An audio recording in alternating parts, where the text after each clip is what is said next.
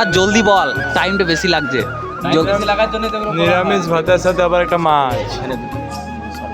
তো আমরা গেছিলাম 11 জন, তো 11 জনের 5 জন এখানে আছে তাওয়াই মাচানোর জন্য। তো এখানটা পুরো লাল লাল করে দিলাম আমরা সবাই। তো ব্যাপারটা পুরোটাই খুলে না বললে তোমরা কিছু বুঝতে পারবে না, মাথায় ঢুকবে না, তো বুঝবে কি করে তোমরা। অনেক ঘোরাঘুরির পরে শালা একটা রেস্টুরেন্ট দেখলাম, রেস্টুরেন্টে আবার যা ভিড়, তো রেস্টুরেন্ট থেকে বেরিয়ে আবার একটা হোটেলে ঢুকলাম।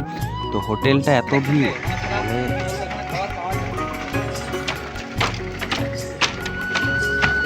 তো অনেক খোঁজাখুঁজির পরে একটা ভালো রেস্টুরেন্ট পেয়েই যায়। তো ওইখানে যে স্টাফগুলো ছিল অনেক অনেক কিউট ছিল অ্যান্ড অনেক অনেক ভালো ছিল।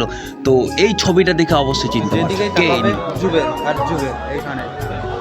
জুবেলের ঘর এখানে ছিল আগে। তো এই ছবিটা দেখে অবশ্যই চিনতে পারছো অ্যান্ড আমরা কোথায় আছি এটাও বুঝতে পারছো। তো অনেক ওয়েট করতে হচ্ছিল বিকজ অনেক ভিড় ছিল এই রেস্টুরেন্টটাতে।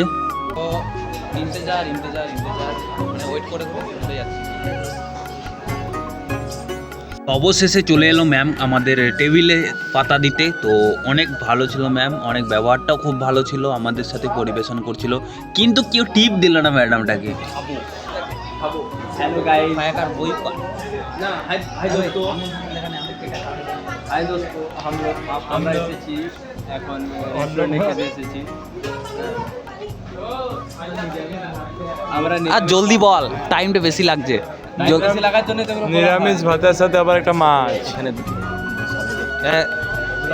এই ব্লগের মাধ্যমে এখানে একটা অন্য কিছু দেখানো হবে। তারপরে ভাত দিতে চলে আসে ম্যাম অ্যান্ড পুরো ভিডিওটা কভার করতে পারছিলাম না বিকজ খেতে হচ্ছিল অ্যান্ড অনেক প্রচণ্ড খিদে পেয়েছিল। টাটা।